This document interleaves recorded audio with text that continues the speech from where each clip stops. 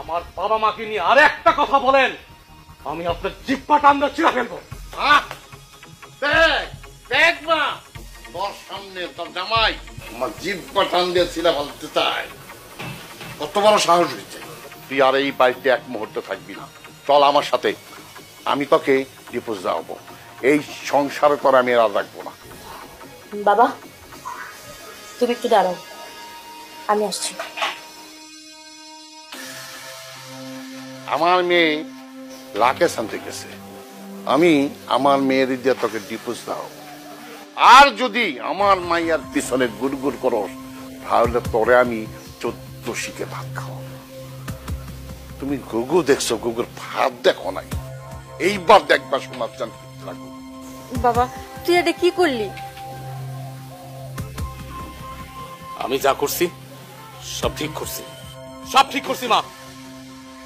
আপনার মায়ের আমার এই বাড়িতে আনতে পারলাম না, 3 দিন হইল। আপনার মায়া আসার পর থেকে আমার বাবা মার সাথে যা শুরু করছে, পৃথিবীর কোন বউ তার শ্বশুর শাশুড়ির সাথে এমন করে না। আমার মায়ের যা মন চায় তা করছে, যা মুখে আসছে তাই বলছে। আমার বাবাকে যা অপমান করার করছে, কোন বউ তার শ্বশুরে এমন করে না। কিন্তু আপনার মেয়ে যা করছে, আমি শুধু আমার বাপের দিকে তাকায়, আমার মার দিকে তাকায় আমি মুখ বুঝে সহ্য করেছিলাম, আমার মুখে তালা মেরেছিলাম। কিন্তু আর না, অনেক হয়েছে, অনেক। আমার ধৈর্যের বাঁধ ভেঙে গেছে। নিয়ে যান আপনি আপনার মেয়েকে, নিয়ে যান। এই আপনার পোলারে শিক্ষা দেন নাই, অভদ্র বানাইছে। শ্বশুরের সাথে কিভাবে কথা বলতে হয় সেটা আপনার পোলায় জানে না। আর কার মাইয়া বিয়া করছে ওর জানা উচিত। আমি একজন শিল্পপতি। হ্যাঁ, আমি ভালো করে জানি আপনি কে। আপনি একজন কোটিপতি। আপনার আল্লাহ টাকা পয়সা দিছে, অনেক ধন দৌলত দিছে, কিন্তু আপনি আপনার মেয়েরে মানুষ করতে পারেন নাই, মানুষ বানাইতে পারেন নাই, সুশিক্ষায় শিক্ষিত করতে পারেন নাই, অমানুষ বানাইছেন, অমানুষ। আমি পারতাম এই জবাব দিতে। আমি সব মুখ বুঝে সহ্য করছি। কেন সহ্য করছি জানেন? আমি যদি আপনার মেয়ের গায়ে হাত তুলতাম, আপনার মেয়ের তো কোনো মান সম্মান নাই। আমার বাবা মার কিন্তু মান সম্মান আছে। আমার গ্রামবাসী আমার মুখে থুতু দিব, আমার বাবা মার মুখে থুতু দিব। আমার বাবা মার মুখের দিকে তাকায় আমি আপনার মেয়েকে কিচ্ছু বলি নাই।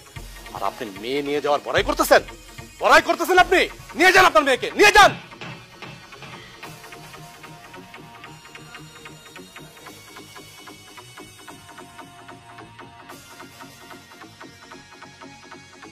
কিরে মা,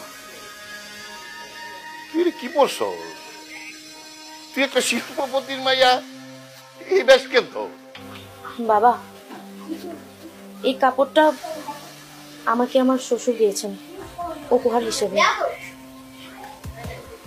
আসলে বাবা, আমি না এতদিন আমার স্বামী, আমার শ্বশুর, আমার শাশুড়ি প্রত্যেকের সাথে অন্যায় করেছি। বিশ্বাস করো বাবা, আমি যবে থেকে এই বাড়িতে এসেছি সেদিন থেকেই তাদের সাথে চরম আকারে দুর্ব্যবহার করেছি। শুধুমাত্র তোমার টাকার গরমে। আমার বাবা চেয়ারম্যান, আমার বাবার শিল্পপতি, অনেক বড় বিজনেসম্যান। এই ব্যাপারটা না তুমি আমার মাথায় ঢুকিয়ে দিয়েছো বাবা, যার কারণে আমি মানুষকে মানুষ বলে মনে করি না, ইভেন আমার হাজবেন্ডকে পর্যন্ত না। আমি তাকে তার যথাযথ সম্মান দেইনি, ইভেন তার বাবা মাকে কত তুচ্ছ তাচ্ছিল্য করেছি। এই বাড়িতে আসার পর থেকে আমি তাদের সাথে যা তা ব্যবহার করেছি। জানো বাবা, আমি এই বাড়িতে আসার পর থেকে যখন যা বলেছি, যেই জিনিসের আবদার করেছি, তারা এই দুইটা মানুষ আপ্রাণ চেষ্টা করেছে আমার চাহিদা মেটানোর, সেটা যেখানেই থাক না কেন। কিন্তু তারপরেও আমি তাদের সাথে অনেক খারাপ ব্যবহার করেছি। আমি কখনো বুঝতেই চাইনি যে তারা আমার পিতামাতা। বিয়ের পরে মেয়েদের স্বামীর ঘরই নাকি তার আসল ঠিকানা। আমি ওগুলো হেসে উড়িয়ে দিতাম, কেননা তুমি তো তোমার মেয়েকে ওয়েস্টার্ন কালচার ফলো করিয়ে তাকে ওয়েস্টার্ন কালচারে বড় করেছো। তুমি আমাকে এই শিক্ষাগুলো দাওনি বাবা। বই থেকে যতটুকু আমি শিক্ষা নিয়েছি আর আমার বন্ধু বান্ধবদের কাছ থেকে যতটুকু শুনেছি, ঠিক ততটুকু না আজকে আমার শ্বশুর বাড়িতে এসে আমি অভিজ্ঞতা নিয়েছি। তারা দুজন আসলে অনেক ভালো মানুষ, আর আমার স্বামী সেও অনেক ভালো মানুষ বাবা। আমি গতকাল জ্বরে ভুগছিলাম, তুমি জানো আমার শাশুড়ি নিজের মায়ের মতো করে আমাকে সেবা করেছে। সারাটা রাত আমার মাথার কাছে শুয়েছিল, একটু পরপর পানি, একটু পরপর জলপট্টি, গা মুছে দেওয়া, হাত পায়ে তেল মালিশ করে দেওয়া, কি না করেছে। আমার শ্বশুর সেই কত দূরের বাজারে হেঁটে গিয়ে ডক্টর এনেছে। আর আমার স্বামী তো আছে। বাবা, আমি ছোটবেলায় মাকে হারিয়েছি। মা কি জিনিস আমি কোনোদিনও বুঝিনি। আজ আমার শাশুড়ি আমাকে বুঝিয়ে দিয়েছে যে মা কি জিনিস। বাবা, এই মাটির মানুষগুলোকে রেখে আমি কোথাও যেতে পারবো না। তোমার ওই দালন কোঠার জাদুর শহরে আমি আর যাবো না বাবা।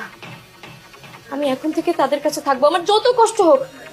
কিন্তু আমার বিশ্বাস এই তিনটা মানুষ আমাকে কখনো কোনো কষ্ট পেতে দিবে না, সে আমি যে পরিবেশেই থাকি না কেন। তুমি ফিরে যাও বাবা, আমি তোমার সাথে যাব না। আর না আমি আমার এই ফেরেস্তার মতো স্বামীকে ডিভোর্স দিব, বরং আমি সারা জীবন তার সাথে থাকবো। আমি এখানেই থাকবো। তুমি প্লিজ চলে যাও এখান থেকে। আরে তুই ভুল করলি, তুই একটা শিল্পপতির মেয়ে, একদিন বুঝবি।